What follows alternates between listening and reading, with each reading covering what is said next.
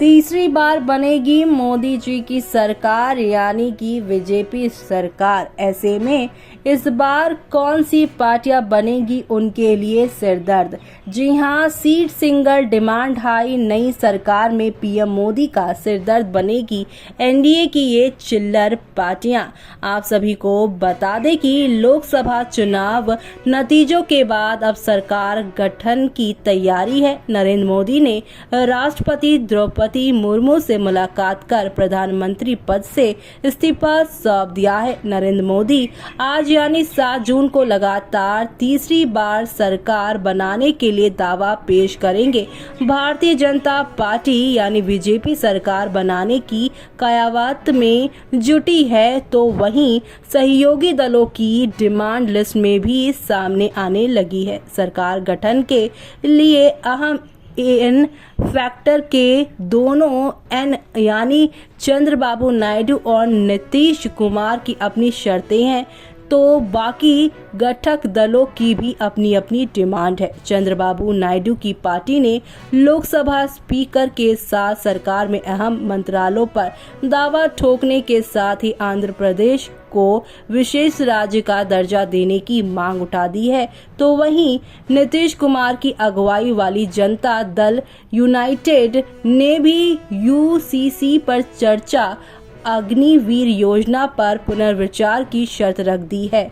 0 seat वाली Republican party of India के प्रमुख रामदास अठावले ने भी एक मंत्री पद की डिमांड कर दी है। मंत्रिमंडल के लिए जदयू ने 4 सांसदों पर 1 मंत्री का फॉर्मूला दिया, तो वहीं 5 पर 1 के फॉर्मूले की भी चर्चा है। कैबिनेट बर्थ को लेकर फॉर्मूलों की चर्चा के बीच एनडीए के कई ऐसे दल भी हैं जिनके पास समर्थन के नाम पर 1-2 सीटें हैं, लेकिन वो भी कैबिनेट बर्थ के लिए डिमांड कर रही हैं। बीजेपी के लिए लायबिलिटी बन गई 1-2 सीटों वाली ऐसी पार्टियों की बात करने से पहले ये जान लेना भी जरूरी है कि एनडीए के किस दल को कितनी सीटें मिली हैं। जी हां, आप सभी को बता दें कि यहाँ पर 400 पार का जहां पर आंकड़ा ये लोग लगा रहे थे, लेकिन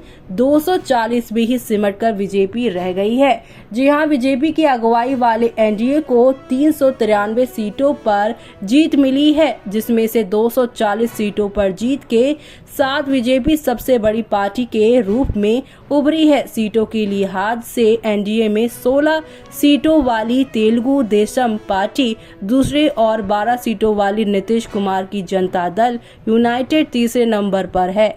बीजेपी की अगुवाई वाले राष्ट्रीय जनतांत्रिक गठबंधन ने 293 सीटों पर जीत हासिल की है, जो बहुमत के लिए जरूरी 275 नहीं बल्कि 272 सीटों के जादुई आंकड़े से 21 ज्यादा है। गठबंधन की चौथी सबसे बड़ी पार्टी एकनाथ शिंदे की अगुवाई वाली शिवसेना है, जिसे 7 सीटों पर जीत मिली है। ऐसे में बिहार की 6 लोकसभा सीटों पर चिराग पासवान की पार्टी लोक जनशक्ति पार्टी ने उम्मीदवार उतारे थे।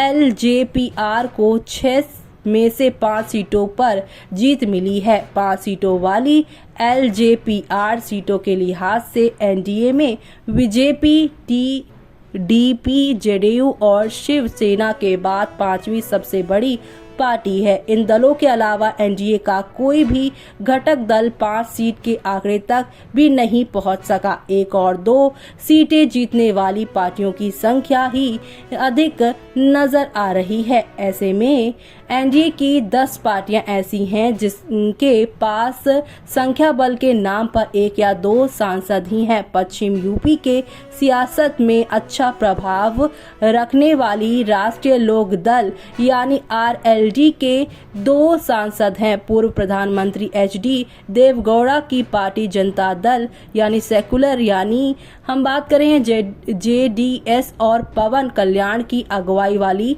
जनसेना पार्टी के भी 2 सांसद हैं।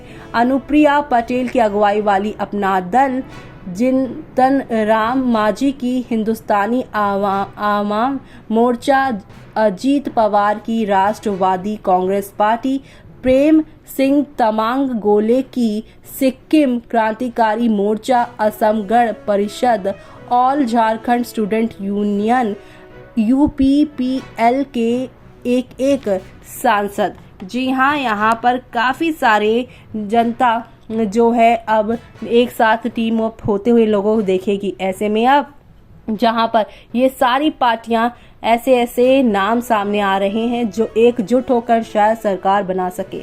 हम पार्टी की बात करें तो खुद जीतन राम मांझी संसद पहुंचे हैं।